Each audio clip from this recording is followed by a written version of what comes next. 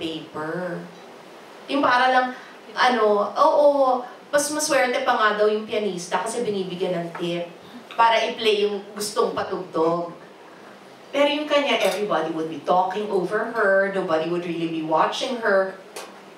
In essence, you're a human being who's being made to be background music. Ayun, di ba? And then, ang nangyari was, there was this guy that started paying attention to her.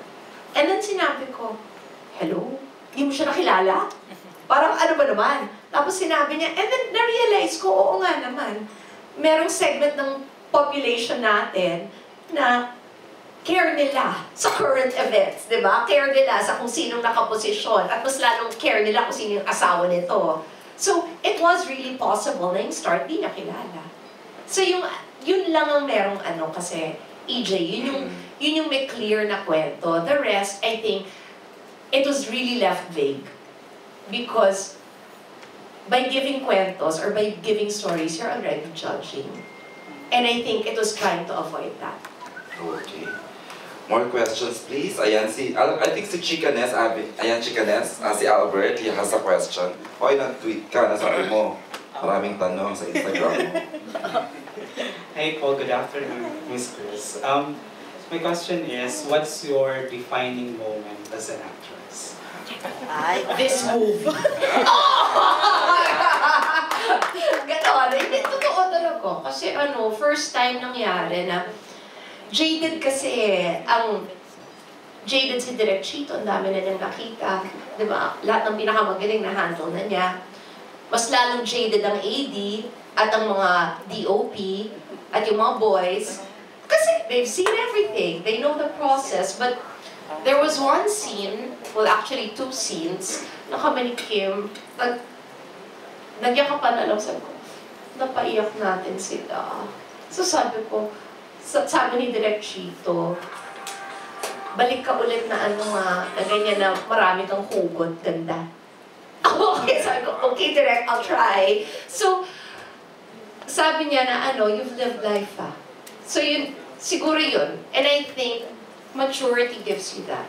Kasi, you've had your heart broken, you've broken enough hearts. So you already know. Thank you. And why do you think there is a market or there is a big market for Mistresses movies? Nasabi ko na to, and huwag lang mong magalit sa akin. Sorry, Pope Francis na nasa America ngayon. No, we don't have to force it. I thought that there were 2 countries left in the world, and then I was just told na we're the only one left with no divorce. So, yun, it's the situation. And kasi, di ba, just look at our family. I have 3 older sisters who have been married talaga. Si ate going 32 years. Pinky will be 30 years. My sister Viel just celebrated her 2025. Lahat sila kahaba. Tagal. Nagbahala ng So, not everybody's blessed like them.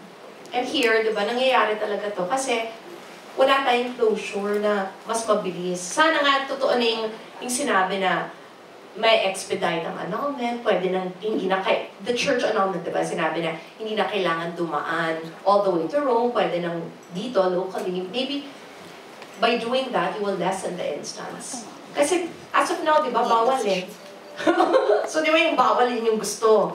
So, pag lumuwag doon, mas may fear. Kasi diba, sa States naman, alam nyo yan, all the Hollywood stars, oras na may infidelity, look, hiwalay na kaagad.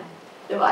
And just a sniff of it, diba? And right away, they're parting ways. So I think that's why. Let's be honest about it. I am not advocating divorce because as much as possible, if you go into a commitment, it's a binding contract, you don't want to fail. But let's not really make it talaga a living hell for everybody involved. And yung last question ko po is, after doing the movie, what do you think is the most basic rule that mistresses should follow?